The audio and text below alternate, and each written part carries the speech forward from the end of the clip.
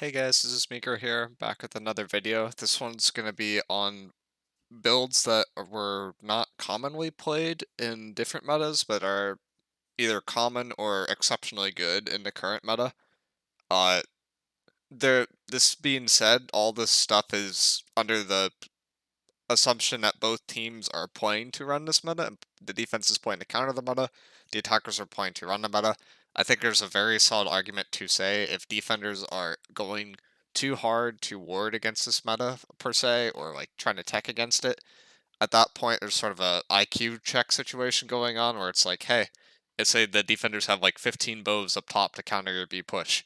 Well, then maybe you don't push through B, you just like have your normal like really spread out army where you have 10 people on most gates, and then you play more split, and then you'll just win because the bows will inherently get less value if you're playing more split. And I think there's an argument that if people are over attacking running like AoE healers in most metas and circumstances in the fort, an AoE healer is more or less a dead slot because you just are overriding heals that are already present, and the heals aren't impactful enough for the AoE healer to get value. That being said, this meta has changed a lot of the fundamental assumptions in terms of what weapons are the best in this meta. So I'm just gonna, with that, excuse me, with that preamble, okay, I'm gonna go into what is really, really good in terms of this meta that is different from previous ones. So starting off like right at bat, I think the best weapon and the most impactful class to have in this meta is actually SNS, which is very weird to say. But not necessarily running this tree, but the defensive formation is the best part about SNS by far in this meta. And the reason why that is such a good ability in this meta is that it basically covers the entire B choke. So what this allows people to do is people that are actually inside of these spinning shields will receive 30% additional damage reduction. That cannot go over Fortify cap, but it is noteworthy because it will basically make it so that everyone on your team is taking 30% less damage, which is most people in this choke. So I would say this is, if you are playing to attack against the 50v50 meta or playing to run the 50v50 meta, SNS is a hard required build to run at this point, just due to the utility it brings to the army as a whole. There are other things that SNS does that I don't have necessarily on this tree, but Fortify Shield Rush, this provides a 10% weaken, also provides a slow. I'd say slows in this meta are relatively inconsequential, but weakens tend to be pretty good when the other team is running into you. If you can reduce the entire team's army by 10% weaken, because it's a 5 meter radius, right? This is a 2 meter radius for reference. So you like double this radius, add half of it, and then that's 5. So that's, if I were to pull out like an epic pen thing here, like this is about the radius that the shield rush will hit if I were to hit someone that was standing right on me. So it's a very big radius. That's a very solid ability. Those are the two biggest abilities for SNS in this meta. Shield Bash conditionally is really good. Like if you hit someone who is going for a Wrecking Ball, or if they're going for a Shockwave with Shield Bash and knock them out of that animation, that can save people from getting caught. So overall, SNS is by far like one of the better weapons. Secondary weapon does not matter as much what you pair with SNS. It's just pairing it with just actually having SNS. In previous metas, I always said that Void Gauntlet was better in my tier list. The reasons why was because I didn't expect for a ton of Oblivions to be present around where the SNS player was, so that you would have to provide yourself with your own Oblivion to gen your stamina back, so that the Oblivion can gen you stam while you're holding shield, as you can see below. Uh, but if you're in a spot where you have enough VGs, you don't necessarily have to run a Void Gauntlet there. You could run something like a Great Sword to have a get out of jail free card. You could run a Hatchet to again have a get out of jail free card. There's like a few different things that you could run in that situation that would be impactful. The SNS is a very, very solid build for this. The other thing I think is heavily underrated that is super strong in this meta is Infected Throw, which seems a little bit weird. But Infected Throw, what it does is it puts a AoE lingering disease on the ground for a very long period of time. It's like a 6-second thing that lasts there, which it is affected by infected, which is a thing that you could get on your ring, which will make disease last for 30% longer. And what this does is it's a 30% AoE lingering disease and a 10% AoE lingering weaken that has a relatively small radius, like I believe it's around a 1 meter radius, but it's very easy to hit a large group of people with that, and I would argue is better than the Bile Ultimate, and Bile Ultimate is insane in its current meta. Uh, so that's something I would look out for, and I would heavily consider running. Also, Hatchet just tends to be very good in this meta if people are getting 3-2-1'd by decks. Then Hatchet is a way to counterplay that with your extra life. So Hatchet overall is a very strong option for healers that are, say, out in this B choke area on attack, and it's also a decent option if you're on defense just because of the infected throw inherently getting a lot of value. But this is under the assumption that people are not splitting as much to other gates, and you don't need the mobility that you would need from a rapier to get away. You don't really care about that other stuff as a spot where, and that could be useful on a healer, and it also in general is pretty useful on a bow in the current meta because people are consistently slowed by IGVGs coming through, and you don't need the IG on the bow as much. You could run musket, or you could run something like a hatchet, and I think it will get a lot of value out of that. Those are the two biggest things I would say. The other stuff that is really impactful that is not as run right now is Bile. Bile is bugged, but Bile is specifically bugged for overriding certain passives, which does not affect some classes as much as others. For example, with Ice Gauntlet, Bile appears to make this Punishing Storm perk not work effectively, but with that, you're losing relatively inconsequential damage for the impact that Bile has as a whole if you run the Gold Bile. You could also run the Purple Bile, and you will not suffer any consequences from running the Bile Ultimate itself. There are also other Bile Ultimates. There's one that gives a 20% lifesteal, which is the other one that some people would naturally want to consider.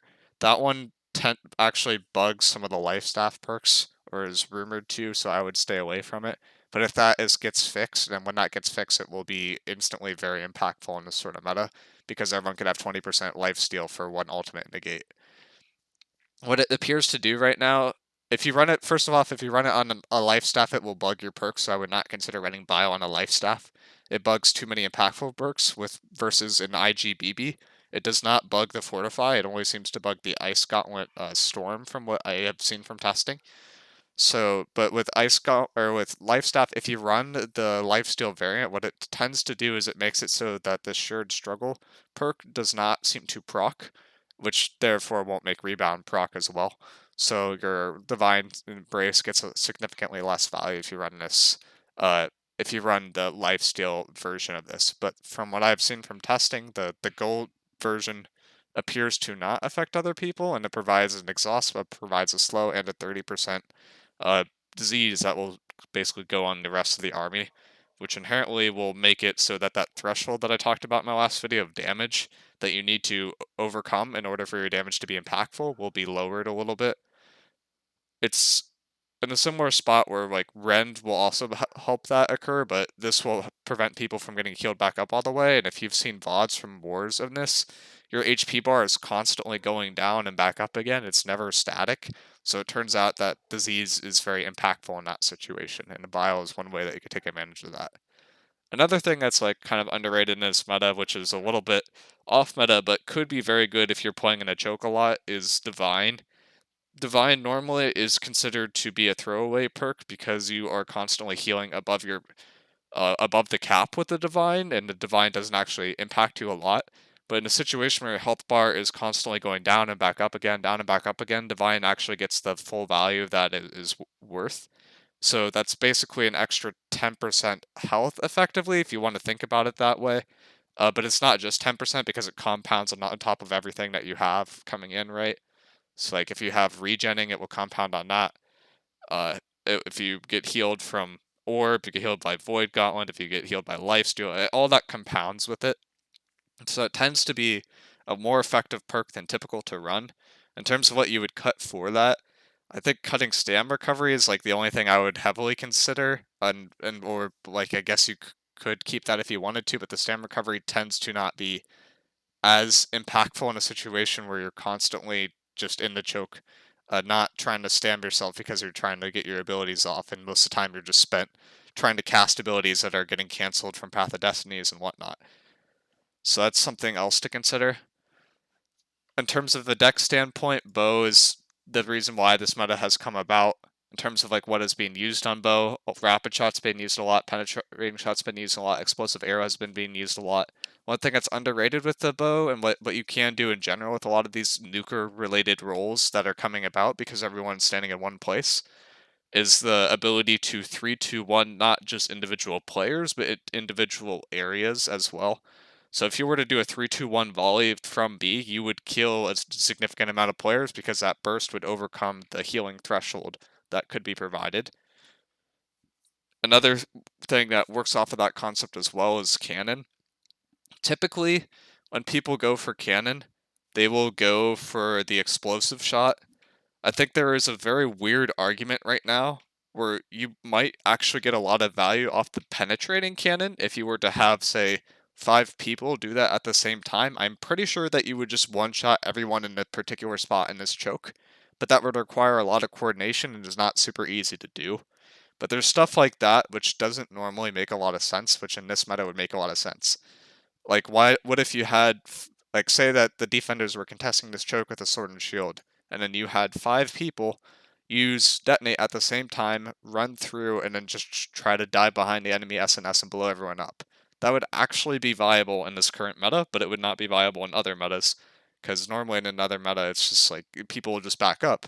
But if there's so many people here that there's like multiple lines of defenders, it's actually really hard to back up because you get body blocked by other people, so you're more or less stuck in. So that those pushes actually tend to get a lot of value. I think those are the main things to look out for. The main thing I would say is this all depends on how many people are playing on B. I have seen wars where people are literally taking a 50-50 on B, like specifically Prim versus minus 15k yesterday. The defenders, which I believe were minus 15k, managed to repair A, C, D, and E, like all the back gates, all the side gates, and the attackers did not care and spent the last 5 minutes of the war just 50v50 manning B. If you're playing that aspect and you're playing for that aspect of the war, those builds that don't normally make sense, like maybe you wouldn't normally pick a Hatchet, maybe you wouldn't normally pick an SNS, maybe you normally wouldn't pick an IGBB light with Mortar, those builds tend to actually get value in this circumstance, but would otherwise be more or less trash because again, it's all about the burst damage that you could do to overcome the healing. And there's only so much healing you can get. Like you get about a maximum of like 3,000 health per second, I would say. So if you're able to do more than 3,000 health or damage per second, then you're going to overcome that heal threshold, and then this whole entire area becomes attacker favored, and all those concepts I mentioned in that video yesterday, where you basically get up to here for free, and all you have to do is make it 5 more feet before you start taking apply.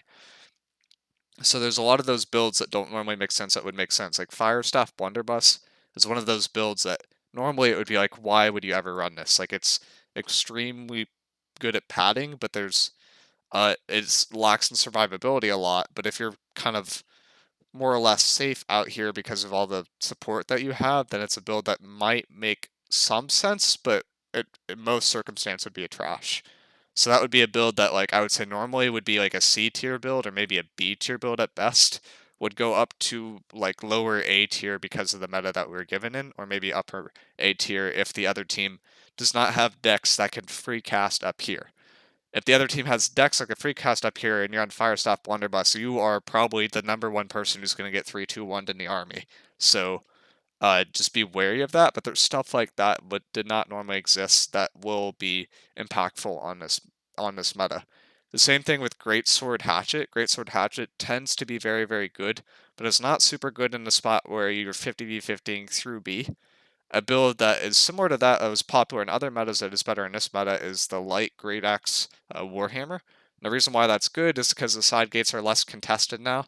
That build's actually able to do work on the side gates and then come through here and basically nuke the clump and more or less be a sacrificial pact for your team, but will trade up generally when they are going against a lot of people on the speed choke and provide a lot of natural pressure. There's some other builds I've seen being tried, but I wouldn't necessarily recommend.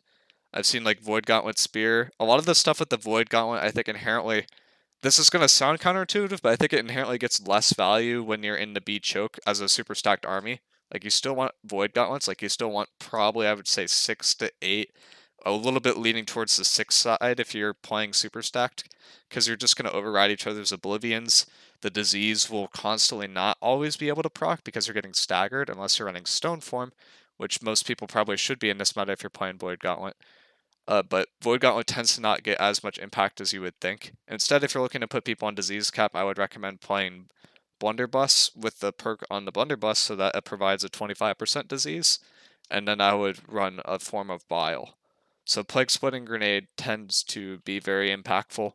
I'd also say if you were to be really greedy about it, you could also run something like a light BB that is just playing for Plague Splitting Grenade, and Mortars, which I talked about earlier, and you just throw your pad through B. Again, this is like all based off the assumption that people are going for a 50-50 on B gate. Personally, I think that strategy is not the best, but I have seen a lot of circumstances where people are not able to get value with other strategies because of how many decks are up here. But yeah, I've seen 20 to 50 people now. Before it was 30 was the upper bound through B, and then the other times where you're doing less, you put more people on the outside. But stacking B as a concept is still overall probably the superior thing to do to other former attacking concepts. Like, we used to try to overload a side gate was a really common strategy, but the problem with that is once you win here, you have to wipe a respawn before it's really impactful and stabilize, and then you can start ticking point. So that just relatively takes a long period of time versus this B gate push strategy.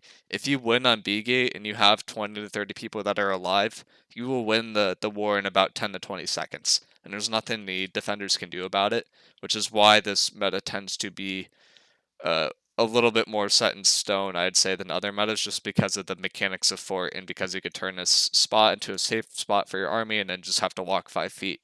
But this last 5 feet is really the hard part and the part that I've seen most people struggle with. I'd say it's a similar spot where I've said before where slow is fast. A shield really helps, especially when people dive past these corners, because you want to be able to live as much as possible. And when you get up to here, you can bet that the decks are about to peak. They're about to 3-2-1 your healers, so your healers have to try to heal themselves, and then these guys are going to come around the corner and try to blow you up at the same time. And it's just about a matter of either living that or preventing one of those groups from functioning so that you can get in freer. By preventing a group from functioning, say that you send 10 people through this gate, 10 people through the other gate. As you're getting through B, these guys go up top and contest the decks. And now these decks can't pressure a healer, so your healers can free cast the people on our main, and then your B group can push in a lot easier. There's like stuff like that that isn't as looked at, which is still possible to run. It's just for the majority of the people being at B, the reason why that exists is just because you can win the war faster, and because when you put less people on B before, defenders tend to play in this top area here and would hold people hostage and try to get repairs off. And at that point, if you're a player on point, there was no way to back up without dying. So people on point and on B gate tended to not want to go first. So there's like some concepts like that which applied before, which no longer exists because of the deck support that are on B. And I think that overall like concept of putting decks behind will remain stagnant, but the amount of people that are actually dedicated to B may differ. Say that you have 10 people that are pushing through B and you have 5 decks, that ratio of people will still be able to overcome the heal threshold that is here inherently, but it might be slower to tick than, say, having more people on this area.